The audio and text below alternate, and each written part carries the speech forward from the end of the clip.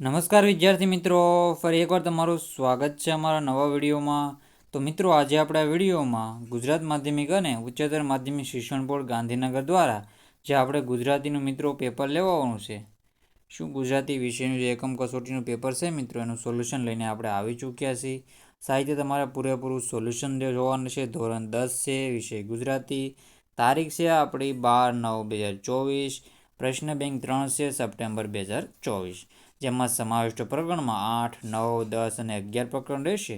વ્યાકરણમાં રહેશે સંજ્ઞા, વિશેષણ, ક્રિયા વિશેષણ, રૂઢિપ્રયોગ, કહેવત, લેખન, સંક્ષિપ્તીકરણ. તો સાહિત્ય તમારે પૂરેપૂરું પેપર સોલ્યુશન જોવાનું રહેશે.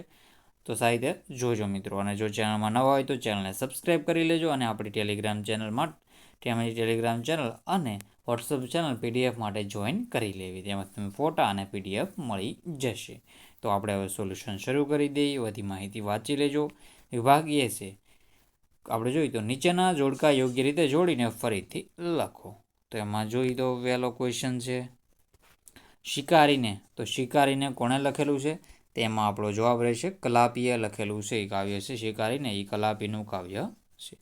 આપણે જોઈએ તો ઉર્મી કાવ્ય છે. ડાંગવનું અને. તો ડાંગવનું અને કોણે લખેલું છે? તો મહેન્દ્ર પરમાર દ્વારા લખવામાં આવેલું છે. છત્રી. તો છત્રી કાવ્યના છત્રી છે મિત્રો, એ આપણે જોઈએ તો આ હાસ્ય નિબંધ છે, એના લેખક છે રતિલાલ બોરીસાગર રહેશે. તો શિકારીને છે એ ઉર્મી કાવ્યના લેખક છે કલાપી. ડાંગવનો મહેન્દ્ર પરમાર રહેશે. છત્રી છે તો એનો જવાબ રહેશે રતિલાલ બોરીસાગર. તો સાહિત્યનો જવાબ જોઈ લો. તો પોઝ કરીને સાહિત્યમાં જવાબ તમારે ટીક કરી લેવાનો રહેશે. આગળના ક્વેશ્ચન જોઈ લઈએ હવે. તો એમાં બીજું છે અથવામાં માધવ દીઠો છે ક્યાંય. માધવ દીઠો છે ક્યાંય, એનો જવાબ શું રહેશે? એમાં આપણો જવાબ રહેશે ઉર્મી કાવ્ય છે કે ઉર્મી ગીત છે. તેમાં આપણો જવાબ આવશે ઉર્મી ગીત રહેશે. પછી છે છત્રી. તો છત્રીમાં આપણો જવાબ રહેશે હાસ્ય નિબંધ રહેશે જવાબ. પછી છે શિકારીને. તો શિકારીને આપણો જવાબ રહેશે ઉર્મી કાવ્ય. તો આવી રીતે તમારે સાહિત્ય જોડી લેવાનું છે. માધવ દીઠો છે ક્યાંય ઉર્મી ગીત છે. છત્રી છે હાસ્ય નિબંધ છે. શિકારીને ઉર્મી કાવ્ય રહેશે. તો સાહિત્ય પોઝ કરીને એનો જવાબ જોઈ લેજો. અને ચેનલમાં નવા હોય તો ચેનલને સબસ્ક્રાઈબ કરવાનું ભૂલતા નહીં. તમને બધા પેપરના સોલ્યુશન અહીંથી મળતા રહેશે.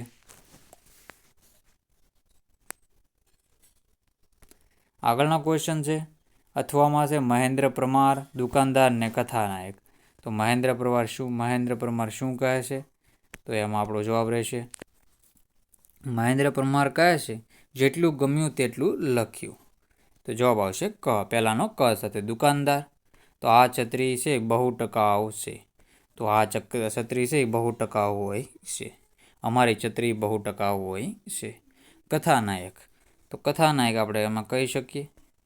હજી આપણે ત્યાં પ્રેમનો ઉપચાર તરીકે સ્વીકાર થયો નથી. એમાં આપણે કહી શકીએ એક શ્યામા છત્રી મને ગમી ગઈ. કઈ શ્યામા છત્રી મને ગમી ગઈ. તો એમાં આપણો જવાબ રહેશે આપણે આ કહી શકીએ. તો સાહિત્ય પોઝ કરીને મિત્રો આના જવાબ જોઈ લેજો. તો મિત્રો આપણા આગળના ક્વેશ્ચનના જવાબ સાહિત્ય જોઈ લઈએ હવે. પછી છે માધવ દીઠો છે ક્યાંય, ડાંગરનો અને શિકારીને. તો માધવ દીઠો છે ક્યાંય, તો એમાં આપણો જવાબ આવશે વરસાદની મોસમ. શું જવાબ આવશે? એમાં આપણો વરસાદની મોસમ જવાબ રહેશે. આમાં જવાબ આવશે વરસાદની મોસમ.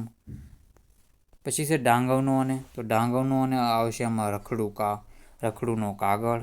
અને લાસ્ટમાં આપણો જવાબ આવશે શિકારીને. તો કલાપીનો કેકારાવ. તો આવી રીતે જોઈ લો. માધવ દીઠો છે ક્યાંય, એમાં વરસાદની મોસમ, ડાંગરનું અને રખડું કાગળ, શિકારીને કલાપીનો કેકારાવ. આપણું મોડેલ પેપર પૂછાણેલું છે મિત્રો ઘણું ખરું એમાંથી. તો સાહિત્ય મિત્રો મોડેલ પેપર તમે જોજો બધા આપણે આવે તો એમાં પણ ક્વેશ્ચન આપણે પૂછાતા હોય છે. તો આપણે આગળના ક્વેશ્ચન જોઈ લઈએ હવે. તો સાહિત્યના જવાબ જોઈ લેજો. આપણે આગળ વધી જઈએ હવે. નીચે આપેલા વિકલ્પમાંથી યોગ્ય વિકલ્પ પસંદ કરીને ખાલી જગ્યાઓ પૂરો. તો એમાં જોઈએ તો આપણે મોરલી આબમાં ખાલી જગ્યા નામનો મયંક ઉગે છે. તો શ્યામ નામનો મયંક ઉગે છે. કયા નામનો? શ્યામ નામનો મયંક ઉગે છે. પછી છે માધવને દીઠો છે ક્યાંય, કાવ્યના કવિ કોણ છે? તેમાં આપણો જવાબ આવશે હરીન્દ્ર દવે આન્સર રહેશે. પછી છે ક્ષત્રિય કૃતિમાં ભૂલકણાપણુંમાંથી ખાલી જગ્યા નિષ્પન્ન થાય છે. તો તો નિર્દોષ હાસ્ય નિષ્પન્ન થાય છે. નિર્દોષ હાસ્ય નિષ્પન્ન થાય છે. ચોથા નંબર છે ખાલી જગ્યાને મિત્રો ગંદકેશ્વર કહેતા, ભરૂચ, વીરેશ્વર કે અંકલેશ્વર. તો ખાલી જગ્યાને મિત્રો ગંદકેશ્વર કહેતા હતા, તો એમાં આપણો જવાબ રહેશે અંકલેશ્વરને ગંદકેશ્વર કહેતા હતા. કે અંકલેશ્વરને ગંદકેશ્વર કહેતા હતા. તો આવી રીતે જવાબ રહેશે. ડાંગરનો અને એ પાઠમાંથી છે. કલાપીનો અર્થ થાય છે. કલાપીનો અર્થ શું થાય? કલાપીનો અર્થ મોર થાય છે. તો આ મોટો જવાબ રહેશે મોર. તો સાહિત્ય તમારે આવી રીતે ટીક કરી લેવાનું રહેશે આમાં ક્વેશ્ચનના આન્સર. તો પોઝ કરીને તમે વાંચી લેવાનું રહેશે. તો મિત્રો હવે આપણે આગળના ક્વેશ્ચનનું પણ સાહિત્ય સોલ્યુશન કરી નાખીએ. પછી છે 6 નંબરનું ખાલી જગ્યામાં એક ટાણાને પ્રભુ ભજન કરો. તેમાં આપણો જવાબ રહેશે ચાતુર્માસ રહેશે જવાબ.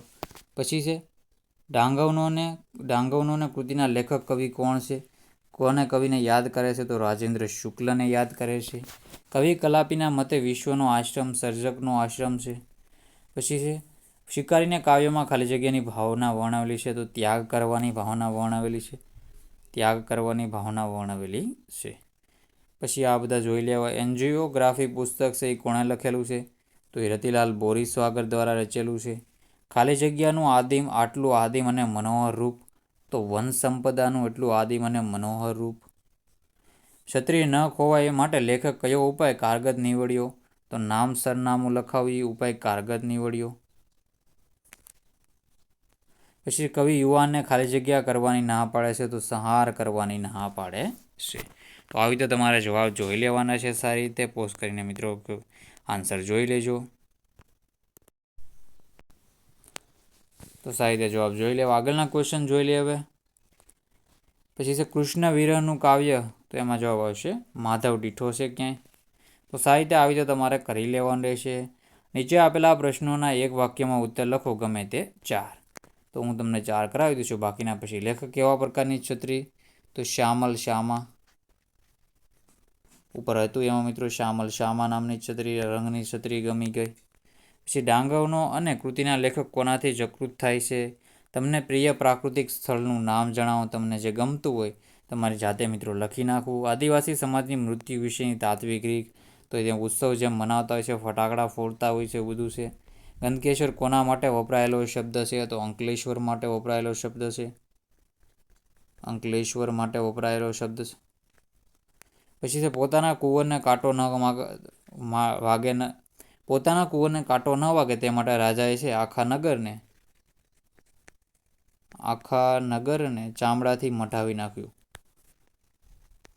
ચામડાથી મઢાવી નાખ્યું.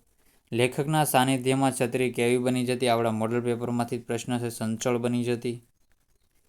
કલાપીનું પૂરું નામ છે સુરસિંહજી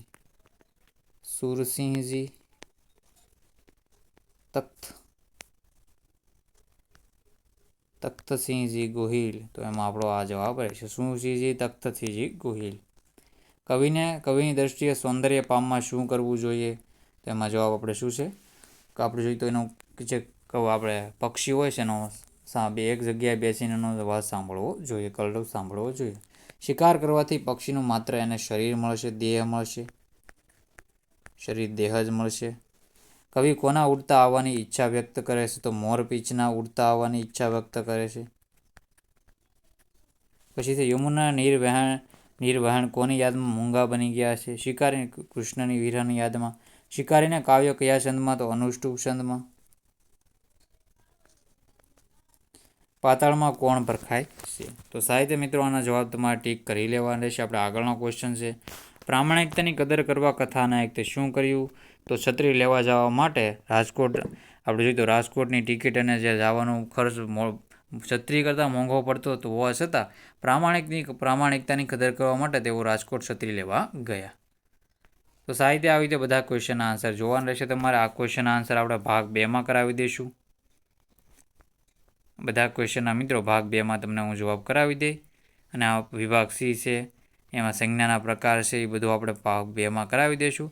તો આપણે જોઈએ તો આ ચેનલને તમારે પહેલાં સબસ્ક્રાઈબ કરી લેવાની રહેશે. જો આ બધાનું આપણે છે તમારે શું કરવાનું છે ખાલી સંક્ષિપ્તમાં ઓલું કરવાનું રહેશે. તો મિત્રો ભાગ 2 જોવાનો રહેશે તમારે. ભાગ 2 જોવા માટે શું કરશો? આપણી ચેનલને સબસ્ક્રાઈબ કરી લેજો. ભાગ 2 જોવા માટે આપણી ચેનલને સબસ્ક્રાઈબ કરી લેજો. તો સારી રીતે સબસ્ક્રાઈબ કરી લેવી અને બેલ આઇકન પણ દબાવી દેવી. તો મિત્રો વિડીયોને એન્ડ કરીએ છીએ. જય હિન્દ, જય ભારત.